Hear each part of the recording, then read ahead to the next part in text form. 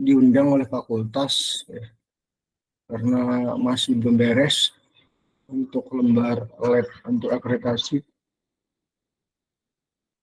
Jadi terpaksa harus saya gabung ya. Dan bagi yang dalam perjalanan sebenarnya sudah dari awal sudah dibilang ya, minggu kemarin sudah tidaknya hadir, tidak ada ITERA minggu kemarin yang online. Ini udah jauh ya, udah 10 hari setelah Lebaran.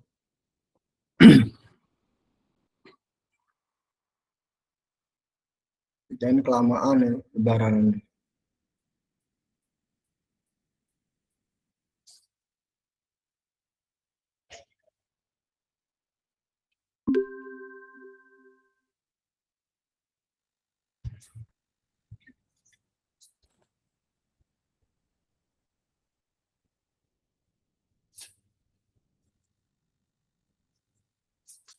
Oke,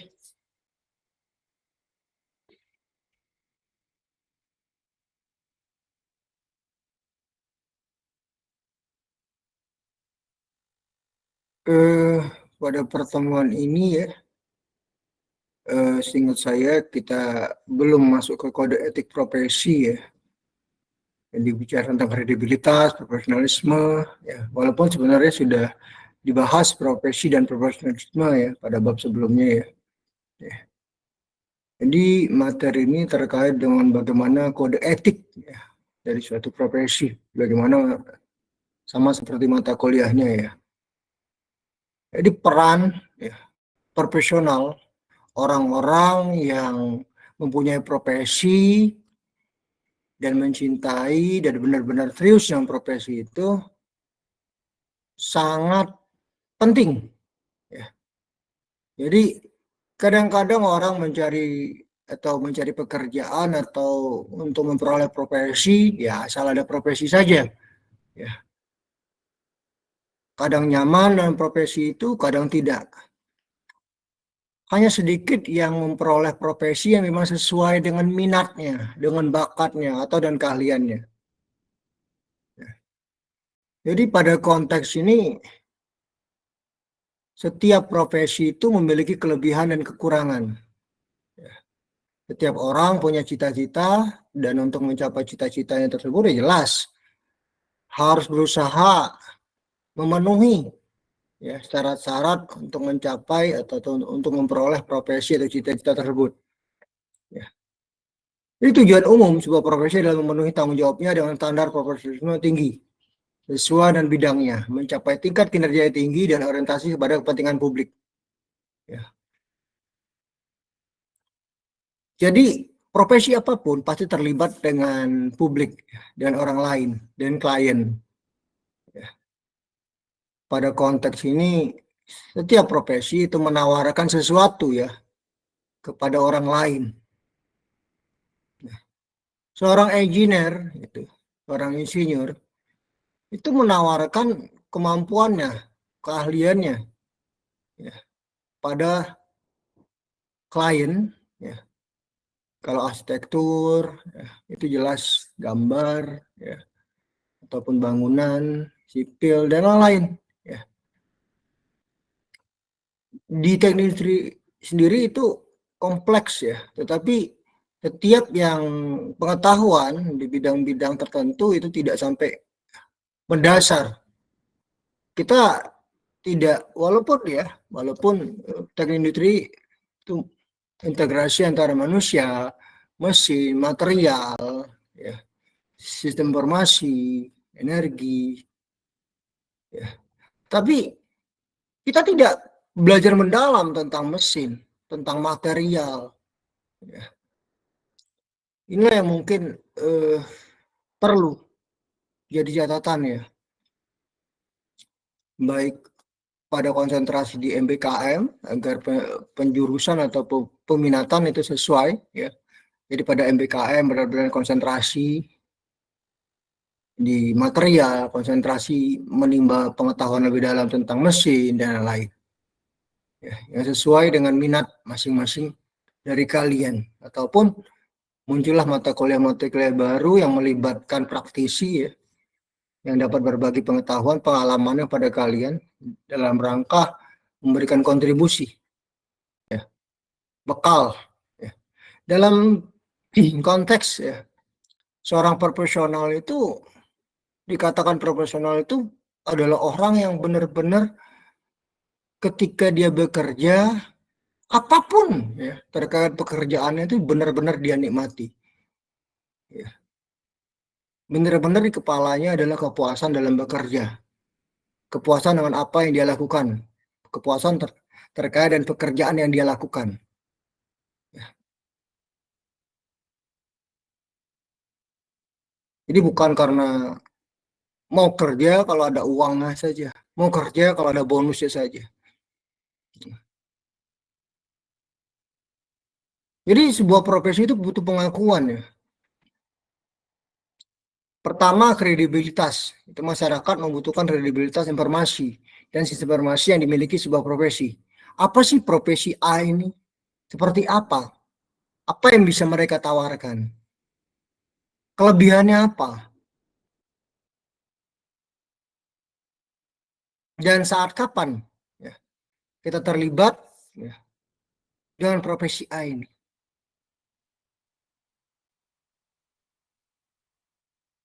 Kredit nilai ya, yang bisa diambil dari sebuah profesi hingga bisa dinilai ada nilainya ya bagi masyarakat, bagi publik, bagi orang lain yang membutuhkan. Ya. Yang kedua, profesionalisme. Nah, ini profesionalisme ini diperlukan individu yang dengan jelas dapat mengidentifikasikan oleh pemakai jasa sebuah profesi atau profesional di bidangnya. Ya. Kita ketika datang ke seorang misalnya untuk perbaikan laptop misalnya, saya pribadi itu suka sekali ngetes. Ya, karena memang saya sedikit belajar, ngerti lah yang namanya laptop kan. Jadi ketika saya menyerahkan laptop yang benar-benar menurut saya berharga banget buat saya ingin memastikan bahwa laptop ini benar-benar di tangan orang yang tepat untuk membenahinya atau merepairnya, untuk memperbaikinya. Jadi penting ya untuk kita memiliki ya, wawasan yang luas, ya, memahami tentang profesi kita sebaik-baiknya. Sehingga klien itu percaya bahwa mereka berurusan dengan orang yang tepat. Bukan orang yang labelnya profesi ini tapi nggak ngerti apa-apa. Itu sering terjadi.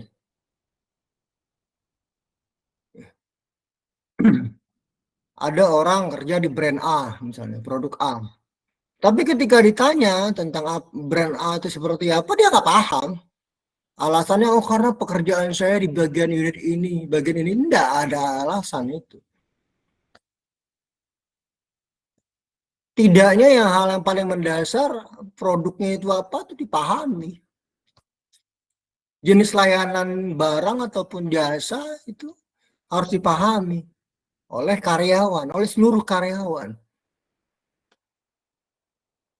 Orang profesional pasti, ya orang yang benar-benar profesional pasti tahu dengan seluk-beluk apapun ya yang terlibat atau terkait dengan pekerjaannya.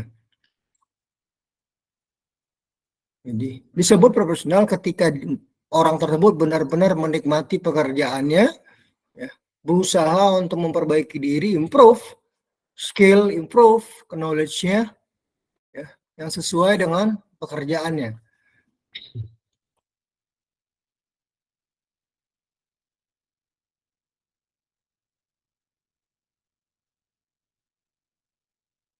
Kualitas ya, layanan ya. Yaitu adanya keyakinan bahwa semua pelayanan yang diberikan pelaku sebuah profesi memenuhi standar kinerja yang tinggi. Apa sih standar kinerja yang tinggi? Ya hasilnya, luarannya. Banyak sekarang orang jual omongan ya. Oh, layanan kami baik, oh produk kami baik. jual omongan aja. Tapi ketika kita menerima produknya atau layanannya, kita merasa tidak ada apa-apanya. Jadi bahasa sales aja yang ada. Tapi luarannya ya sama saja, nggak ada kualitasnya. Nggak ada kelebihan ketika kita bandingkan dengan kompetitornya.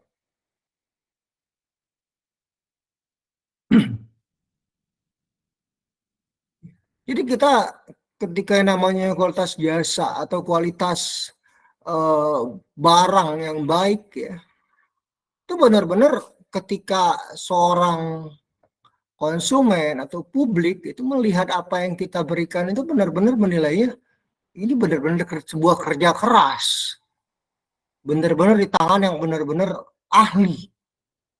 Jadi bukan asal-asal ini aja buat ataupun asal-asal kerja saja. Dan ini berhubungan sama trust, ya, kepercayaan. Jadi pemakai jasa sebuah profesi harus merasa yakin bahwa terdapat kerangka etika profesional yang melandasi pemberian jasa tersebut. Ya. Sehingga menimbulkan kepercayaan tinggi pada profesi yang bersangkutan. Dan untuk memenuhi keempat hal tersebut dalam rangka menetapkan kualitas, ya, standar kualitas, ya. Menetapkan prinsip-prinsip profesionalisme, dan menciptakan kepercayaan atas hasil kerja profesi di mata masyarakat, maka diperlukan organisasi ya, yang ngatur sebuah profesi ya, agar suatu profesi itu tidak tercemar.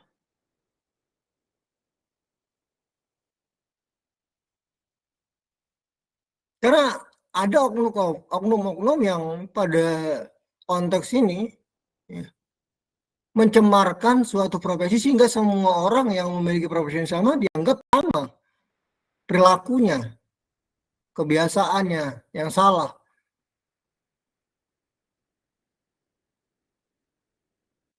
Ini ada PII ya, Persatuan Sejarah Indonesia, Ikatan Dokter Indonesia, dan Akuntan Indonesia. Ketiga organisasi ini menuntut ada pendidikan tambahan ya dari masing-masing profesi tersebut. Dokter nggak bisa setelah selesai S1 kedokteran langsung bisa praktek, enggak, harus koas. Ikatan Akuntan Indonesia juga seperti itu. Ada pendidikan khusus. Bahkan ibu saya sarjana hukum juga sekolah asisten apoteker, nggak bisa langsung turun di apotek, enggak. Harus ada pelatihan khusus. Bahkan zaman dulu untuk apoteker pun itu cara menulis pun ada latihannya sendiri. Maka ketika kita ngelihat resep itu ini bahasa ini tulisan siapa nih kok nggak bisa kebaca.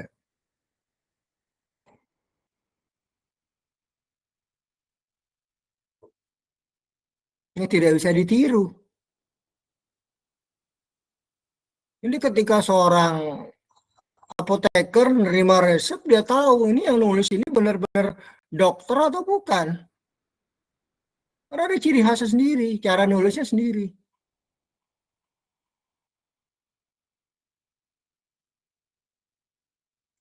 Seorang insinyur, setelah ST, langsung bisa sebut sebagai engineer belum. Harus ada namanya pendidikan lagi. Ya, kalau di TI, seperti saya bilang ya kemarin, bahwa baru Bu ini ya, Bu Fatin, yang dapat gelar IR.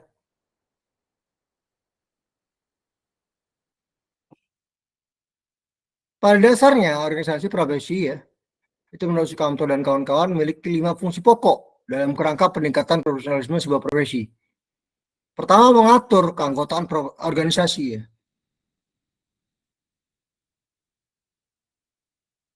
Menentukan kebijakan tentang keanggotaan, struktur organisasi, syarat-syarat keanggotaan, termasuk menentukan anggaran dasar dan anggaran rumah tangga organisasi.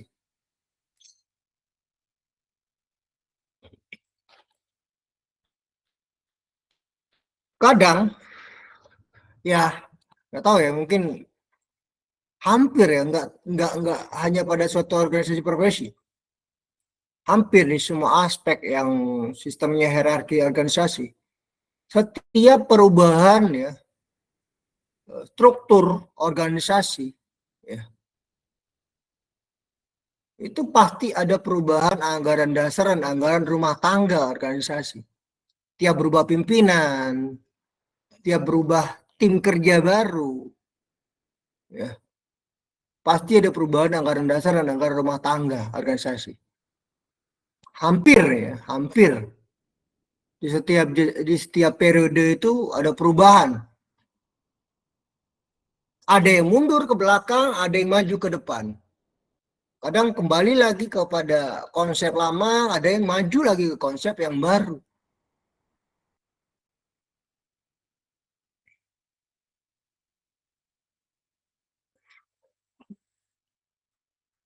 Jadi penting untuk mengatur keanggotaan organisasi ya, tugas fungsi pokok dari masing-masing jenjang,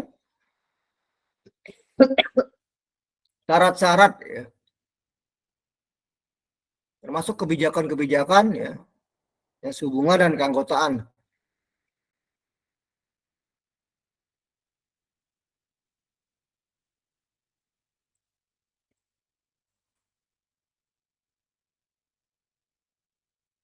Lalu membantu anggota untuk dapat memperbarui pengetahuannya. Bagaimana sih memperbarui pengetahuannya? Ya melalui pelatihan, ya, melalui pendidikan.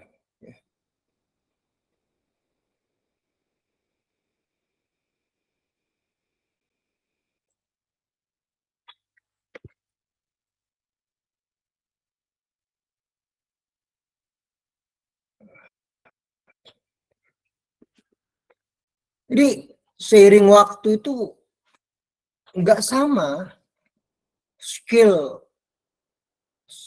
profesi A dahulu sama profesi A saat ini itu mungkin akan berbeda ya. Ada tuntutan setiap generasi ya, untuk jauh lebih baik daripada generasi sebelumnya. Ada pengetahuan baru. Jadi jadi setidaknya ya, seorang newbie datang ke suatu perusahaan melamar suatu profesi tertentu akan ditanya, kamu bisa apa? Kalau pengetahuan wawasan keahliannya sama atau standar, itu jadi pertanyaan. Yang paling dipertanyakan adalah alma mater. Apakah pengetahuan itu jalan di tempat atau tidak? Ada hal barukah yang kira-kira dihasilkan ya, dari generasi baru ya. Jadi setidaknya pengetahuan itu berkembang cepat sekali. Ada keterbaruan cepat sekali. Jadi organisasi profesi itu merupakan jembatan antara perkembangan yang terjadi di masyarakat dengan para pelaku profesi yang menjadi anggotanya.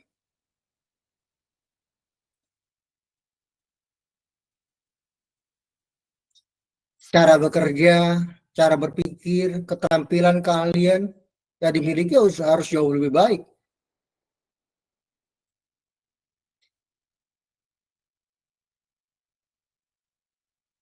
Dan setidaknya suatu organisasi profesi itu membantu agar anggotanya itu dapat memperbarui pengetahuannya, update pengetahuan sesuai dengan perkembangan zaman, kebutuhan teknologi, kebutuhan publik ya, penerima jasa, kemudian menentukan standarisasi pelaksanaan sertifikasi profesi bagi anggotanya. Waktu bidang ilmu itu luas sekali. Mencakup beberapa keahlian tertentu yang spesifik. Dan sertifikasi merupakan salah satu lambang dari sebuah profesionalisme. Oleh karena itu, organisasi profesi berperan dalam mengatur pelaksanaan sertifikasi profesi bagi anggotanya. Itulah kemarin memang saya berharap agar hal konsep ini diimplementasikan di tingkat kampus. Jadi untuk sertifikasi dosen ataupun mahasiswa itu yang ngaturnya itu prodi ataupun fakultas. Jadi yang bertanggung jawab ya, tidaknya bertanggung jawab untuk mengimprove ya standar kualitas ya dari bagian ya institusi.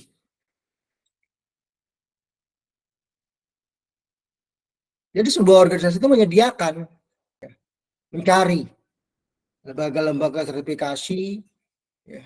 Kemudian menawarkan ke anggotanya, siapa yang pengen sertifikasi kalian ini, kalian ini, kalian ini. Nggak, anggotanya tinggal nggak perlu nyari-nyari lagi, tinggal satu pintu daftar. Dan biasanya kalau daftar dalam konteks rombongan, misalnya 10 orang, 20 orang, itu lebih murah daripada daftar sendiri-sendiri. Makanya politik kelompok ini sering digunakan agar memurahkan ya, memurahkan biaya untuk sertifikasi. Kemudian membuat kebijakan etika profesi yang harus diikuti oleh semua anggota. Nah, kebijakan tersebut berupa aturan menyangkut hal-hal yang boleh dilakukan maupun yang tidak boleh dilakukan, serta pedoman keprofesionalan yang digariskan bagi sebuah profesi.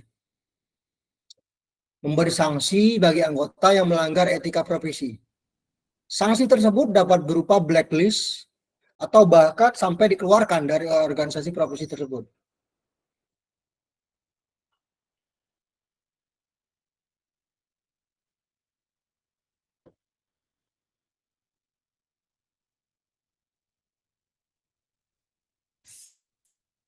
Kode etik profesi ya, merupakan produk etika terapan karena dihasilkan berdasarkan penerapan pemikiran etis atas suatu profesi. Kode etik profesi itu dapat berubah dan diubah seiring dengan perkembangan ilmu pengetahuan dan teknologi. Sehingga anggota kelompok profesi tidak akan ketinggalan zaman. Kode etik profesi merupakan hasil pengaturan diri profesi yang bersangkutan dan ini perwujudan nilai moral yang hakiki yang tidak dipaksakan dari luar. Kode etik profesi itu merupakan rumusan norma moral manusia yang mengemban profesi itu dan menjadi tolak ukur perbuatan anggota kelompok profesi, serta merupakan upaya pencegahan berbuat yang tidak etis bagi anggotanya. Menurut Bertan ya, bahwa kode etik dapat mengimbangi segi negatif dari profesi. Dengan adanya kode etik, kepercayaan masyarakat akan suatu profesi ya, ini akan memberikan nilai lebih ya. Dan itu akan memperkuat setiap klien mempunyai kepastian bahwa kepentingan akan terjamin ya.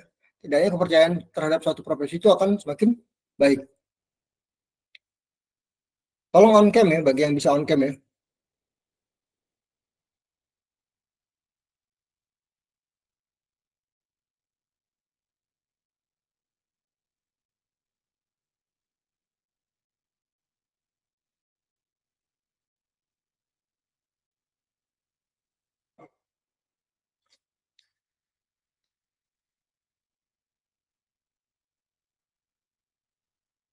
Jadi berdasarkan pengertian, kode etik adalah sistem norma, nilai, dan aturan profesional tertulis yang secara tegas menyatakan apa yang benar dan baik, serta apa yang tidak benar dan tidak baik bagi profesional yang menjadi anggota dari sebuah organisasi profesi.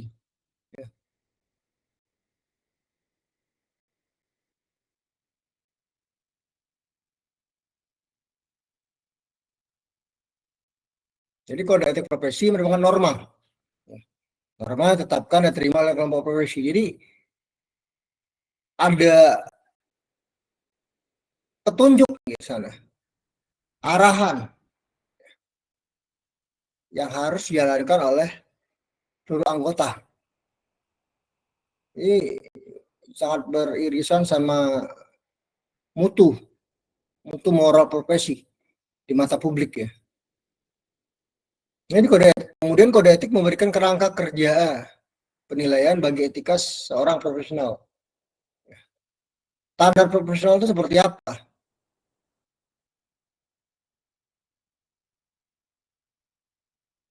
Orang profesional itu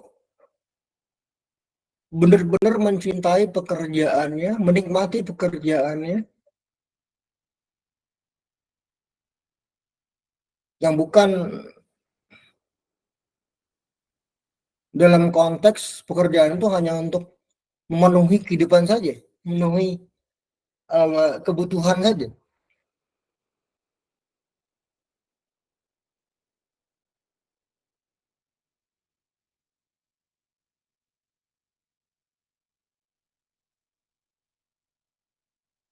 Jadi ada komitmen yang dihasilkan dari kerangka kerja seorang profesional.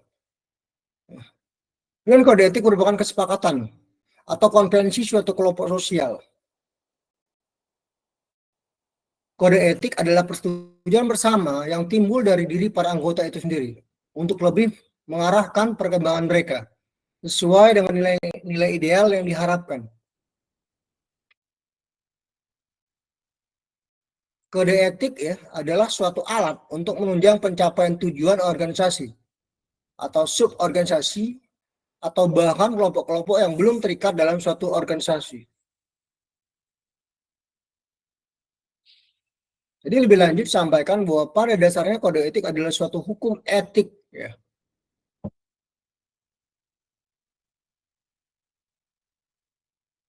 Suatu kode etik tidak pernah menjadi pengganti penilaian yang baik. Kode etik bukanlah dokumen hukum. Seorang tidak bisa ditangkap karena dia melanggar pandangan kode etik, meskipun seseorang dapat dikeluarkan dari organisasi.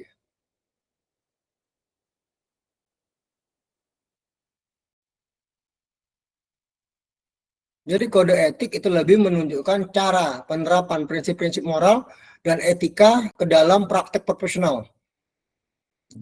Dan kata lain, kode etik membantu insinyur dalam menerapkan prinsip-prinsip moral ke dalam situasi tertentu yang dihadapinya dalam praktek profesional.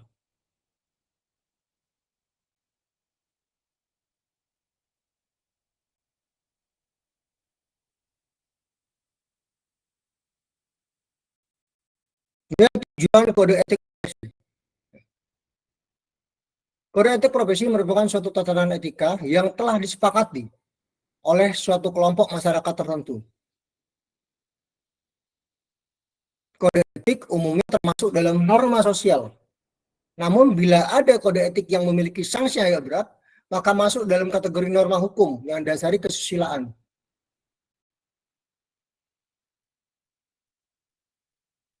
Kode etik juga dapat diartikan sebagai pola aturan, tata cara, tanda, pedoman etis dalam melakukan suatu kegiatan atau pekerjaan. Kode etik merupakan pola aturan atau tata cara sebagai pedoman berperilaku dan berbudaya. Dan pada konteks ini tujuan kode etik agar profesionalisme memberikan jasa sebaik-baiknya kepada pelanggannya. Ini catatan ya.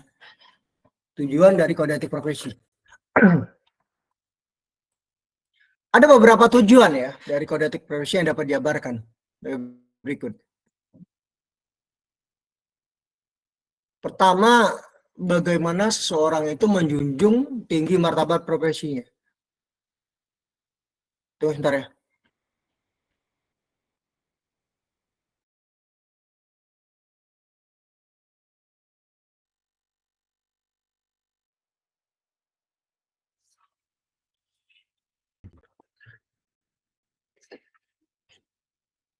Jadi ketika kalian itu profesinya seorang quality control, jadi bagaimana meyakinkan bahwa kerja kalian itu benar-benar profesional, tidak ada miss, ya, atau tidak ada kesalahan. Karena ketika kalian melakukan suatu kesalahan, ya otomatis ya oke lah kalau tidak disengaja. Tapi kalau keseringan berkali-kali, ya, akan jadi pertanyaan. Benar sesuai atau tidak kalian di posisi tersebut.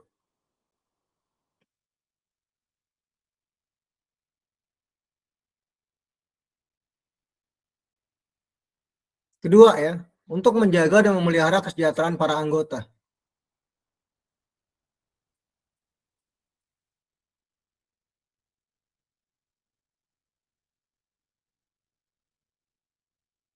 Bagaimana usaha untuk menjaga dan memelihara kesejahteraan para anggotanya.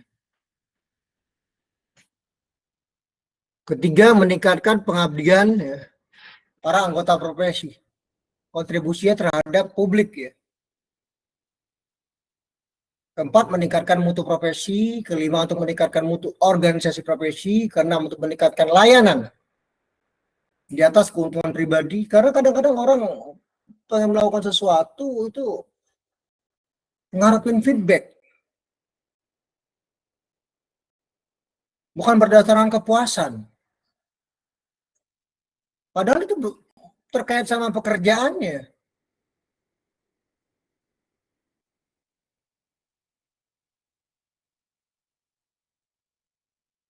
Kita sesuatu, misalnya di kelurahan atau di kecamatan ya, ada warga misalnya contoh ya, datang untuk urusan administrasi kependudukan.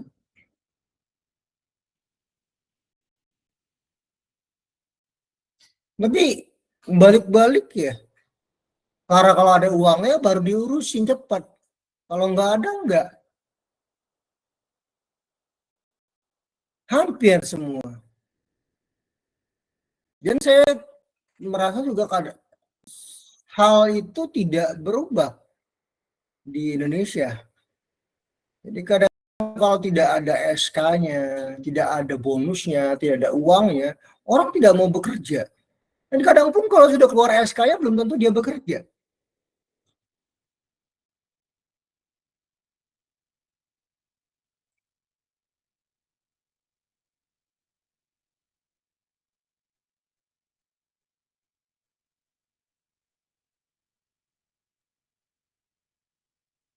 Jadi bagaimana juga, ketujuh ya, bagaimana juga suatu organisasi profesional yang kuat ya, itu terjalin erat, ya,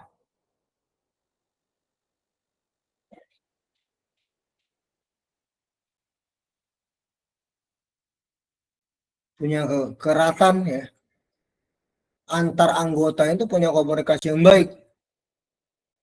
Kemudian menentukan baku tandarnya sendiri.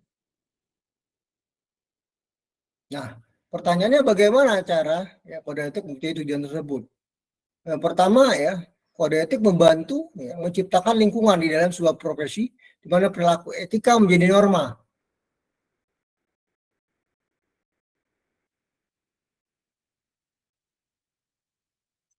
Jadi perilaku umum yang harus diterapkan oleh sebuah profesi itu sudah menjadi kebiasaan dan menjadi norma, wajib. Dan itu kadang-kadang membentuk seorang yang pada sebelumnya itu belum memiliki profesi itu, dan ketika sudah masuk ke profesi itu, terlibat dalam profesi tersebut dan masuk dalam suatu organisasi profesi, dia akan berubah total. Caranya bicara, caranya melakukan sesuatu, caranya menilai sesuatu akan berubah. Jadi pekerjaan itu bisa merubah seseorang. Bisa plus, bisa lebih baik, atau bisa lebih buruk. Jadi kadang-kadang organisasi ataupun perusahaan itu yang membentuk ya, membentuk karakter orang tersebut. Kadang-kadang kalau tidak bisa dibentuk, hanya dua hal. Orang itu resign,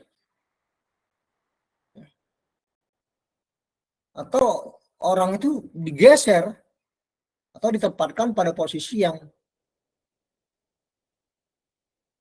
kira-kira sesuai, lebih sesuai. Dunia kerja itu sangat-sangat kompleks ya. Karena seseorang itu dituntut untuk memiliki beban kerja yang tinggi.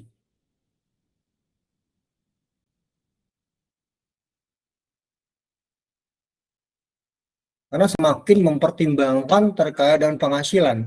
Jadi seseorang kadang-kadang ingin penghasilannya besar, ya tuntutan beban kerjanya tinggi. Jadi banyak case ya perusahaan itu menurunkan jumlah tenaga kerjanya ya, dan mengikuti aturan pemerintah untuk menaikkan uh, gaji dari pegawainya, tetapi pegawai-pegawai yang dipertahankan ini benar-benar kerja seperti kerjaan dua orang. Dituntut akan seperti itu pada level awal. Jadi seleksi awal itu terjadi.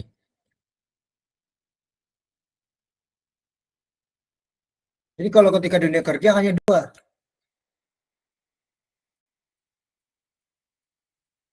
kalian yang mundur sendiri atau perusahaan yang membuat kalian mundur. Tergantung. Kalau kalian bisa survive pada suatu perusahaan profesional dengan pekerjaan, ya, siap ya bekerja di bawah tekanan dan waktu, kalian bertahan.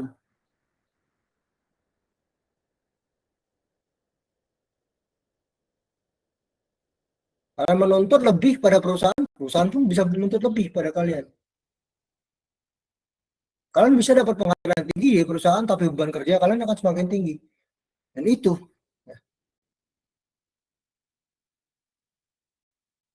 yang itu adalah menjadi norma etika sebuah profesi. Akan siap menerima tuntutan apapun, pekerjaan apapun yang sebuah sama profesinya.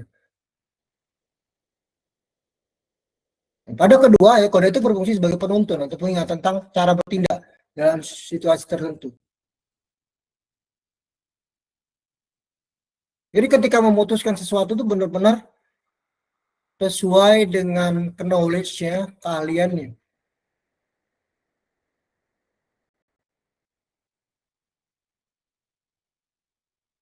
Ketika kalian bingung menghadapi suatu masalah dalam perusahaan kalian, kalian bisa bertanya dengan rekan atau organisasi profesi. Saya ini menghadapi permasalahan seperti ini pada perusahaan saya. Sharing knowledge. Ini bukan mendem masalah itu hanya kalian selesaikan sendiri. Kalian butuh orang lain. Manusia itu butuh orang lain untuk sharing, untuk berbagi, untuk dapat memperoleh pengetahuan, ya, untuk mencari solusi, opsi-opsi solusi alternatif dalam penyelesaian masalah.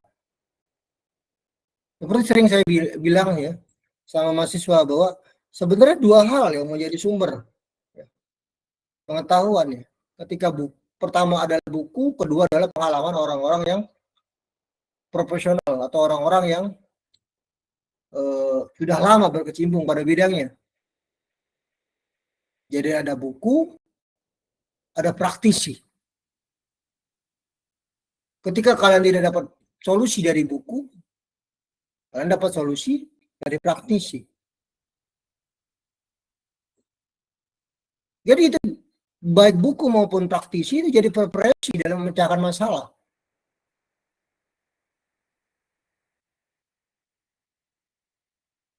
Makanya kadang-kadang kalau di suatu pekerjaan, oh ada masalah apa-apa, cari artikel-artikel ilmiah, ada nggak sampai sini akademisi atau ahli atau peneliti atau praktisi yang sudah memecahkan masalah ini. Bagaimana cara mereka memecahkan masalah ini?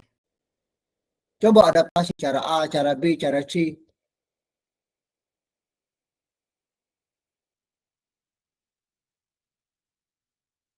Ada keterlibatan antara akademisi dan praktisi ya dalam menyelesaikan suatu masalah. Ketiga, kode etik dapat digunakan untuk mendukung posisi seseorang dalam kegiatan tertentu. Mana kode etik menyediakan sedikit dukungan bagi orang yang sedang berada dalam tekanan atasan untuk berlaku tidak etis.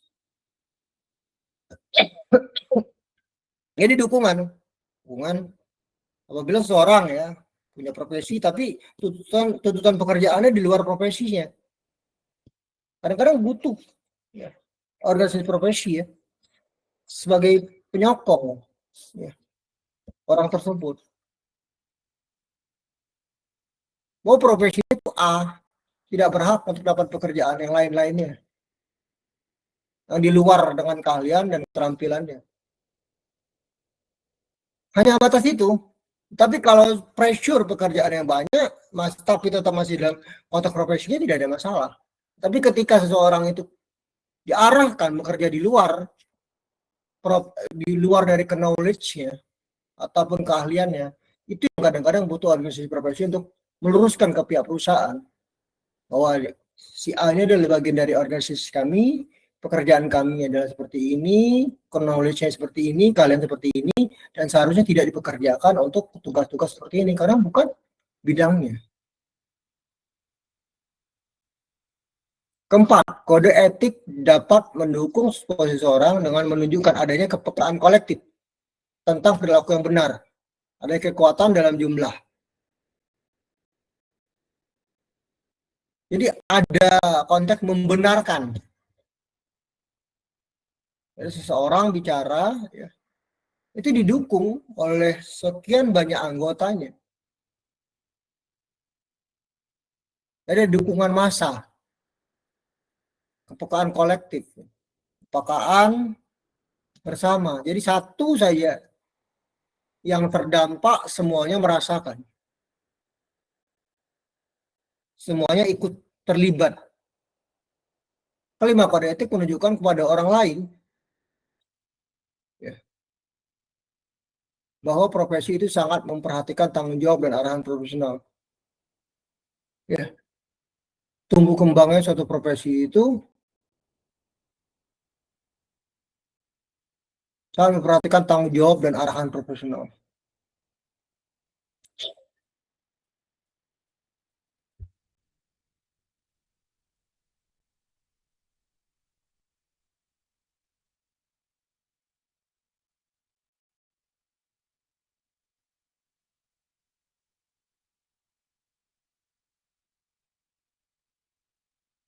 Lalu fungsi kode etik profesi. Jadi kode etik profesi sebagai patokan sikap mental yang ideal bagi segenap unsur organisasi, khususnya organisasi profesi ya.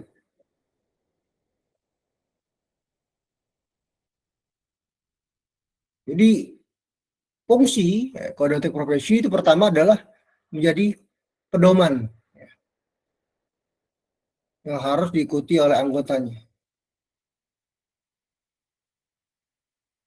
Kemudian merupakan sarana kontrol sosial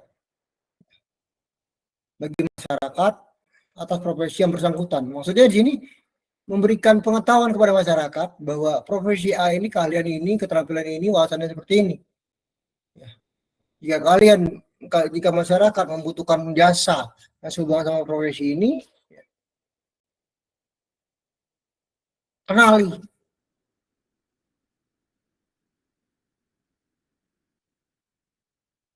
Jadi masyarakat itu paham arti penting suatu profesi. Sehingga memungkinkan mengontrol ya, terhadap para pelaksana di lapangan kerja. Jadi jangan salah tempat.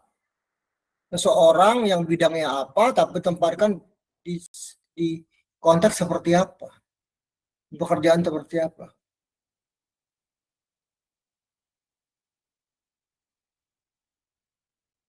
Kode etik profesi mencegah campur tangan pihak di luar organisasi profesi tentang hubungan etika dalam keanggotaan profesi. Artinya bahwa para pelaksana profesi pada suatu instansi atau perusahaan yang lain tidak boleh mencampuri pelaksanaan profesi di lain instansi atau perusahaan.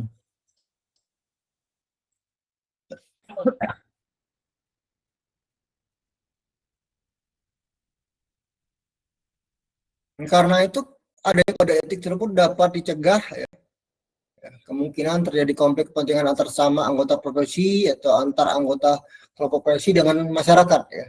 Sehingga anggota kelompok profesi dan atau masyarakat dapat melakukan kontrol melalui rumusan kode etik profesi tersebut.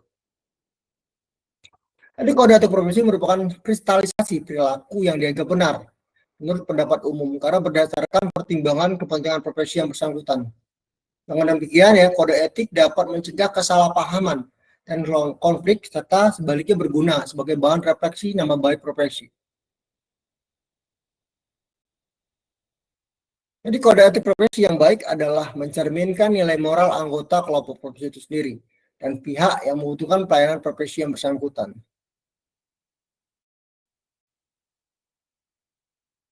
Lalu bicara tentang prinsip kode etik profesi.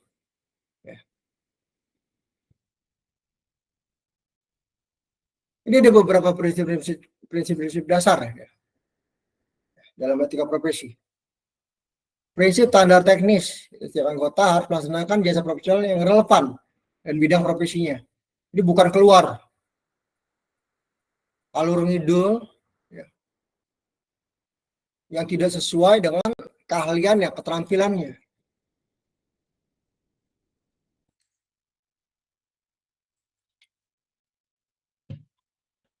Jadi ada standar teknis yang harus dilakukan. Anggota profesi harus melaksanakan jasa profesional yang relevan dengan bidang profesinya. Dan kedua adalah prinsip kompetensi. Setiap anggota profesi ya harus melaksanakan pekerjaan sesuai jasa profesionalnya dengan hati-hati,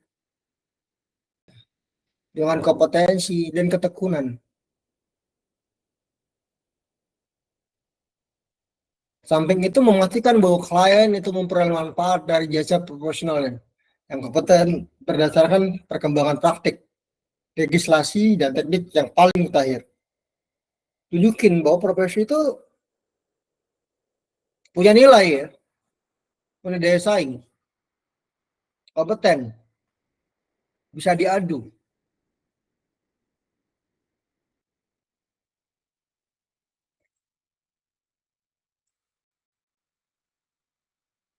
Kemudian prinsip tanggung jawab profesi, artinya dalam melaksanakan tanggung jawabnya sebagai profesional, setiap anggota harus senantiasa menggunakan pertimbangan moral dan proporsional dalam semua kegiatan yang dilakukan, serta bertanggung jawab penuh terhadap setiap jasa profesional yang dilakukannya.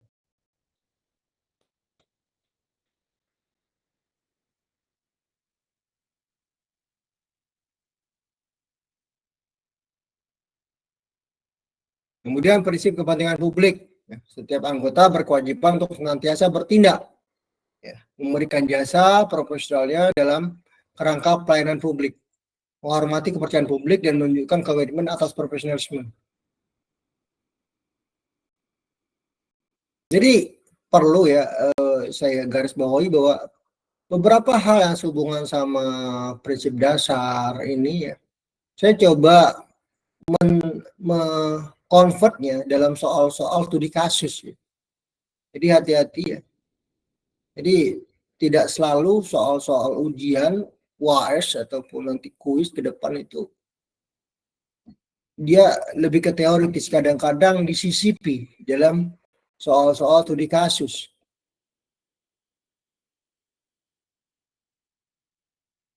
Jadi hampir sama dengan menguji kemampuan kepribadian kalian, ya, pemahaman kalian. Apakah pengetahuan ataupun konsep norma etik mata kuliah etika profesi benar-benar kalian pahami dan baik, hingga bisa mengimplementasikannya di dunia kerja kelak. Jadi jika ada pertanyaan-pertanyaan soal cerita, ya mungkin kalian akan dikembalikan pada unsur-unsur teoritis ya dari materi pembelajaran.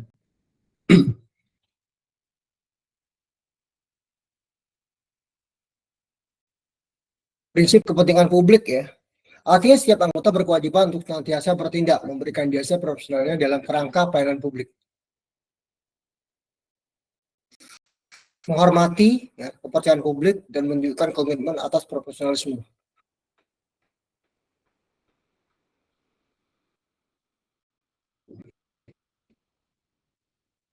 Kadang-kadang begini ya, di rumah saya itu tetangga saya adalah orang yang kerja di PLN.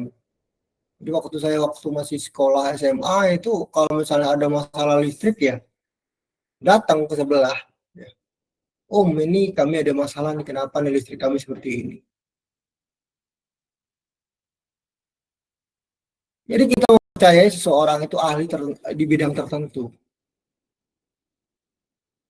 Suatu saat nanti kalian akan ditanya oleh warga, oleh masyarakat terkait pengetahuan ya, di bidang teknik industri. Setidaknya ya kalian dan meyakinkan yang mampu membantu.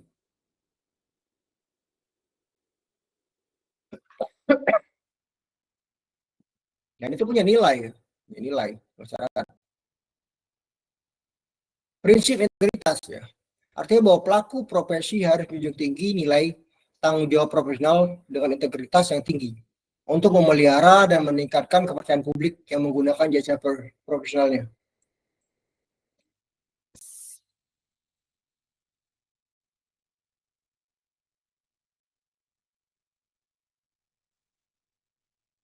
Lalu prinsip objektivitas artinya setiap anggota harus menjaga objektivitas dan bebas dari pertentangan kepentingan dalam pemenuhan kewajiban profesionalnya.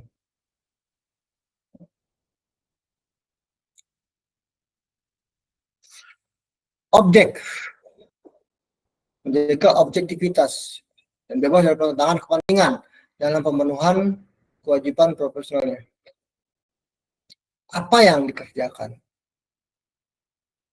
Konsentrasi di situ.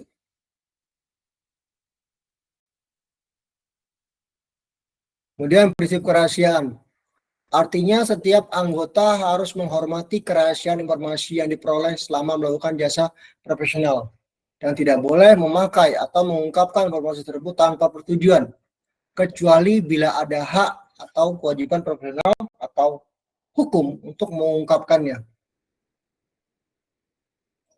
Prinsip perilaku profesional artinya bahwa setiap anggota harus berperilaku konsisten dengan reputasi profesi yang baik dan menjauhi tindakan yang dapat mendiskreditkan profesi yang diembannya.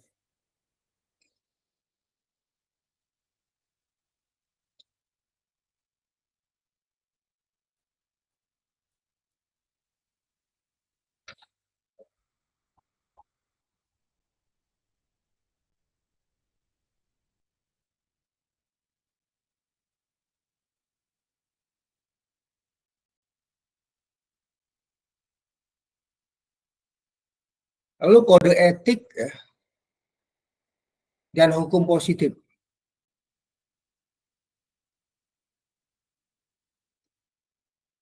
Jadi pelanggaran kode etik profesi, banyak kasus-kasus pelanggaran kode etik ya, akan ditindak dan dinilai oleh suatu dewan kehormatan atau komisi yang dibentuk khusus untuk itu. Karena tujuannya adalah mencegah terjadinya perilaku yang tidak etis. Jadi seringkali kode etik juga berisikan ketentuan-ketentuan profesional, seperti kewajiban melapor jika ketahuan teman sejawat melanggar kode etik. Ketentuan itu merupakan akibat logis ya dari self-regulation yang terwujud dalam kode etik. Seperti kode itu berasal dari niat profesi mengatur dirinya sendiri. Demikian juga diharapkan kesediaan profesi untuk menjalani kontrol terhadap pelanggar.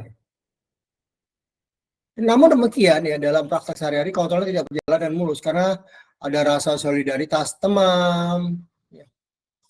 Ada rasa solidaritas tertentu ya. Jadi ketika kalian bekerja pada satu perusahaan, kalian melihat pelanggaran yang dilakukan seseorang, mungkin atasannya satu alma mater ataupun satu mungkin kenalan lah gitu ya. Jadi kalian melihat bahwa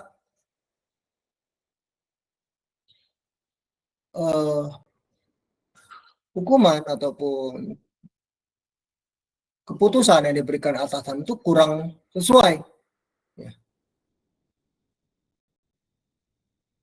Jadi seorang profesional itu mudah merasa segan laporkan teman sejawat yang melakukan pelanggaran. Tetapi itu jadi suatu keharusan demi perbaikan ya seperti kita bahas di ini ya terkait dengan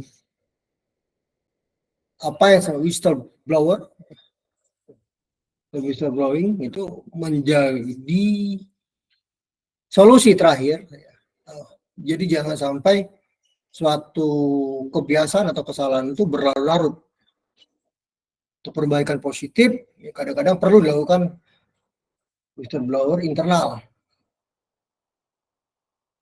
Tapi ada juga ya di level kementerian kemarin yang whistleblowernya eksternal yang menceritakan hal-hal yang berhubungan sama mafia energi dan lain-lain, ya. Sampai akhirnya diberhentikan ya, karena terlalu up. Itu kadang-kadang hal seperti itu perlu ya untuk perbaikan major dengan tujuan agar orang tuh percaya terhadap organisasi, terhadap perusahaan, bahkan terhadap suatu profesi tertentu. Kode etik profesi merupakan bagian dari etika profesi. Kode etik profesi merupakan lanjutan dari norma-norma yang lebih umum yang telah dibahas dan dirumuskan pada etika profesi. Jadi kadang-kadang ada pelanggaran-pelanggaran ya yang terjadi. Atas dasar faktor-faktor maka dimutaris alasan-alasan mendasar mengapa seorang profesional cenderung mengabaikan dan bahkan melanggar kode etik profesi. Beberapa alasannya itu pertama pengaruh sifat kekeluargaan. Ini salah satu ciri kekeluargaan ini adalah memberikan perlakuan dan penghargaan yang sama terhadap anggota keluarga. Dan ini pandang adil. Dan ini berpengaruh terhadap perilaku profesional yang terikat pada kode etik profesi yang seharusnya memberikan perlakuan yang sama terhadap klien. Adalah harus bersikap adil ya, dengan siapapun ya, kita memberikan pelayanan ataupun benar-benar serius ya mengaplikasikan keilmuan kita itu sama pada setiap orang yang membutuhkan keahlian ataupun pengetahuan kita. Ini tidak membeda-bedakan. Kedua, pengaruh jabatan. Ini salah satu ciri jabatan adalah bawahan menghormati dan taat pada atasan. Atasan suruh ke kanan, dia ke kanan. Atasan suruh ke kiri, dia ke kiri. Dan ini adalah ketentuan yang diatur dalam undang-undang kepegawaian. Harusnya masalah jabatan dipisahkan dengan masalah profesi. Dan itu adalah adil. Jadi dalam konteks begini loh. Kalau atasan menyuruh ke kanan, ya pertimbangkan. Itu sesuai nggak dengan bidang kita. Kalau nggak sesuai, ya terus terang dengan atasan. Mohon maaf Pak, pekerjaan itu saya nggak paham sekali. Bukan bidang saya. Bukan saya menolak pekerjaan dari Bapak. Tetapi tidak sesuai dengan bidang saya. Dan apabila saya takutkan apabila saya tetap mengerjakannya tidak maksimal.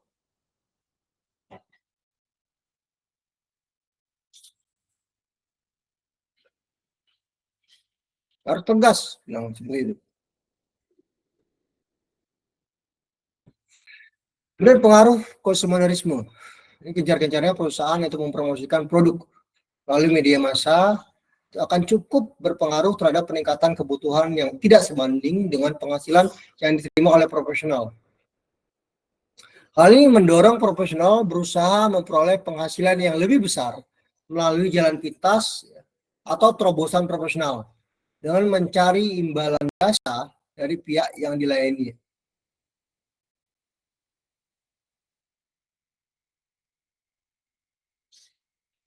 Dan pengaruh lemahnya iman. Nah ini mudah terprovokasi dengan gratifikasi ataupun pemberian yang mempengaruhi keputusan. Seperti yang saya sebutkan sebelumnya, kadang-kadang orang yang korupsi atau melakukan suatu pelanggaran itu merasa bahwa tidak ada yang melihat kesalahan dia. Dia tidak merasa ada Tuhan di situ.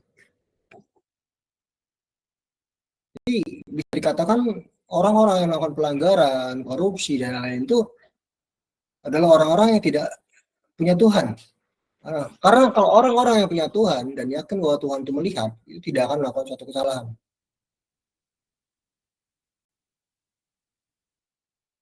Jadi pelanggaran itu hanya dilakukan oleh orang-orang yang tidak punya Tuhan.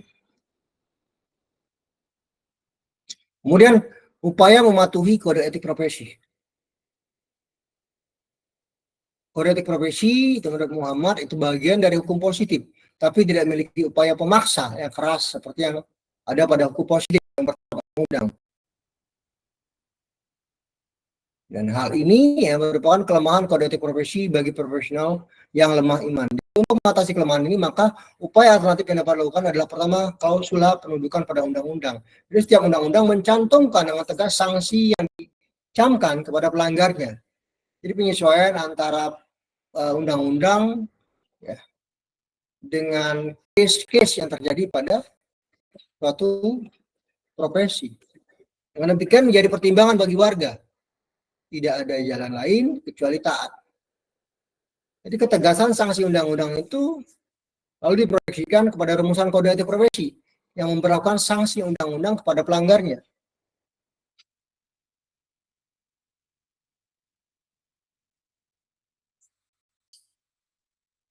Kemudian legalisasi kode etik profesi. Jadi kode etik profesi adalah semacam perjanjian bersama semua anggota bahwa mereka berjanji untuk mematuhi kode etik yang dibuat bersama. Dalam rumusan kode etik tersebut dinyatakan bahwa apabila terjadi pelanggaran, kewajiban mana yang cukup diselesaikan oleh Dewan Kehormatan dan kewajiban mana yang harus diselesaikan oleh pengadilan. Jadi untuk memperoleh legalisasi, maka ketua profesi yang bersangkutan mengajukan permohonan kepada ketua pengadilan negeri setempat agar kode etik itu disahkan dengan akta penetapan pengadilan yang berisi perintah penghukuman ya kepada setiap anggota untuk mematuhi kode etik tersebut.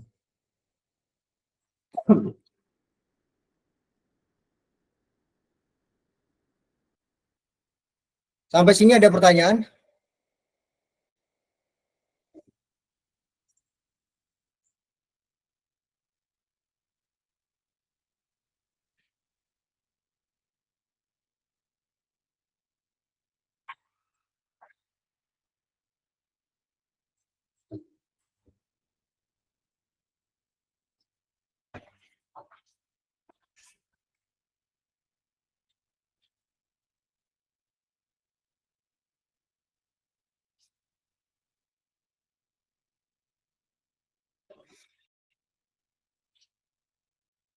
Seperti yang tadi saya sampaikan ya, memang ada ini ya, ada undangan ya, dari jurusan, dari fakultas, oleh fakultas, dosen-dosen.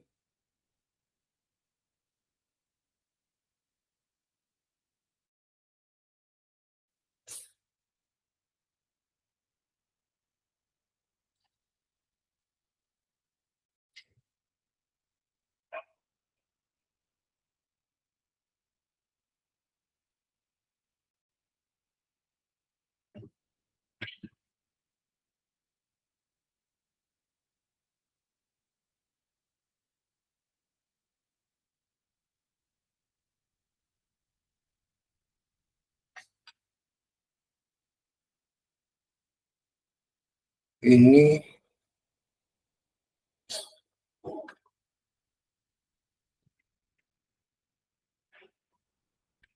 jadi jangan sampai nanti kalian pikir kalau saya buat-buat ya. Ini memang kita ada panggilan ya. Senin jam 10 sampai jam 12 dari fakultas untuk akreditasi. Dan itu juga ada ini ya, ada